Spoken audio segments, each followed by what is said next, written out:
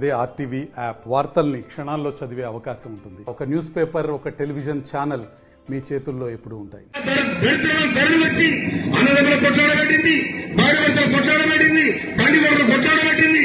రకరకాల ఇబ్బందులు పడి ఆ చట్టంతో ఏగిపోయిన జనం ఇవాళ భూభారతి వచ్చిన తర్వాత మా భూమి నాకు వస్తాయి, మా పట్ట నాకు వస్తుంది, మా సిక్కులు లేకుండా ఉంటాయి, అన్నదమ్ములుగా మేము పంచుకుంటాం, తండ్రి కొడుకులుగా మేము వాడి వాడికిస్తాం, మా నా బిడ్డ పుట్టే నా బిడ్డకిస్తాం అనే దాని మీద ఒక స్పష్టమైన రాజకీయ వేదికగా రెవెన్యూ చట్టాన్ని తీసుకొచ్చిన ఘనత మన రేవంత్ రెడ్డి ప్రభుత్వాన్ని.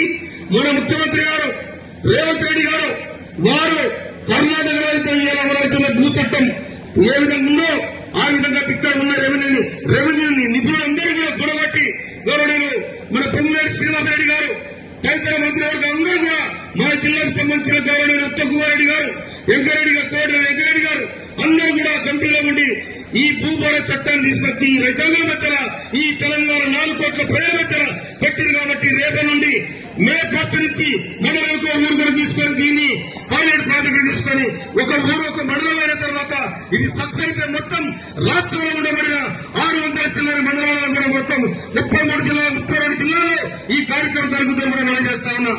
ఇందులో భాగంగా ఇవాళ మనకు చివరిగా మన 9 మండలాల కార్యక్రమాలు అయిపోయి భూభార చట్టం మీద అవగాహన సంవత్సరం 20 మండలాలు అయిపోయినాయి. చివరిగా పెద్ద మండలం ఇది. పెద్ద మండలం కాంగ్రెస్ కోసం యుద్ధం చేసిన మండలం ఇది. కాంగ్రెస్ కోసం యుద్ధం చేసిన మండలం ఎప్పుడే బట్ట కాంగ్రెస్ ఇక్కడ మెజార్టీ వచ్చింది. ఎవడో గెలుపున మండలం. అందుకోసమనే ఇవాళ నాతో పాటుగా నాకు 52,000 మెజార్టీ ఇస్తే మన గౌరవనీయులు మీకు ఈరోజు భూభారత్ మీ దగ్గరనే పెట్టడానికి కారణం ఏంటంటే గత ప్రభుత్వం ఎందుకంటే ఇక్కడ రెవెన్యూ అధికారులు ఉన్నారు. ఏ సమస్య వచ్చినా ఎంఆర్ఓ చేతులు లేకుంటే ఆర్టీఓ చేతులు లేకుంటే కలెక్టర్ గారు కొన్నిసార్లు నిస్సహాయం ఉంటుంటే డైరెక్ట్ హైదరాబాద్ సీసీఐ పోవాల్సిన పరిస్థితులు ఉన్నాయి. అట్లా సీసీఐ పోవాల్సిన పరిష్కారం దాని సమస్యలు అక్కడే రూపాయి పడిపోయి వాస్తవంగా మీ అందరికంటే రెవెన్యూ అధికారులకు కూడా ఈరోజు పథకం వచ్చినట్టే ధరణి వచ్చి వాళ్ళ చేతులు కట్టేసి ఎంఆర్ఓ ఆర్టీఓ వినతి పత్రాలు తీసుకోవడమే తప్ప పరిష్కారం లేనటువంటి మార్గమే లేకుండా చేసి ఉంటారు ప్రభుత్వం. ఈసారి ఈ ప్రభుత్వం రాగానే మీ సమస్యలు విని వీలైనంత వరకు ఆ సమస్యల పరిష్కారం అదే ఊళ్ళో చేయాలన్న ఉద్దేశంతో ఈ భూభారత చట్టం తీసుకొచ్చారు. ఈ భూభారత చట్టంలో ముఖ్యాంశం ఏంటంటే మీరు హైదరాబాద్ నల్గొండలో పేరు కలవాల్సిన అవసరం లేదు. మీ దగ్గరికి రెవెన్యూ అధికారులు వస్తారు, ఇదే శాంతివరంగా వస్తుంటారు.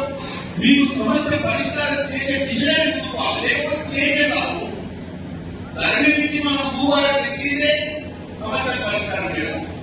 కాబట్టి మీరు కూడా వీలైన అధికారులను కలిసి ఈ భూభారత్ తీర్చినటువంటి సమస్యలు కొంతమందికి సాధారణ ప్రారంభిస్తున్నాయి, కొంతమందికి ధరణి వచ్చిన తర్వాత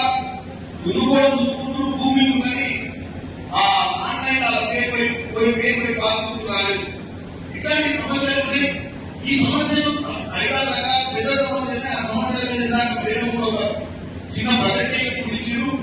మీరు దయచేసి అధికారుల దగ్గర విడతలు ఇచ్చి మీ దగ్గర పరిష్కారం చేసే మీకు ఇంకా ఒక పరిష్కారం సమయంలో మన ఎమ్మెల్యే గారు ఉన్నారు, ఇక్కడ లోకల్ అధికారులు ఉన్నారు, అవసరమైతే నీరున్నా మేమందరం కూడా మీకు అండగా ఉండి పరిష్కారం చేసే ఇంకా ఇంతకు మీరు ఉన్నారని పరిష్కారానికి ఆలోచన లేకపోయా గవర్నమెంట్. పరిష్కారం చేయాలంటే అక్కడ ఎక్కడో సీబీఐ ఉంటారు, కలెక్టర్ గారి దగ్గర ఉంటారు, ఎవరికి అవగాహన లేకుండా సమస్య లేదు. ఇప్పుడు సమస్య మీద అవగాహన వచ్చింది. సమస్యను పరిష్కరించే దిశగా కాంగ్రెస్ పార్టీ ఈ భూభారత్ అనే చట్టాన్ని తీసుకొచ్చింది. ఈ చట్టం మీకే చూడటం ఎవరికి చూడటం కాదని చెప్తున్నాం. ఎందుకంటే గతంలో ఉన్నటువంటి చట్టం కానీ కొంతమందికే చూడటం ఉంది. మరిన్ని వీడియోస్ కోసం ఛానల్ ని సబ్స్క్రైబ్ చేయండి. లేటెస్ట్ అప్డేట్స్ కోసం వాట్సాప్ ఛానల్ ని ఫాలో చేయండి. అండ్ లింక్ డిస్క్రిప్షన్ లో ఉంది.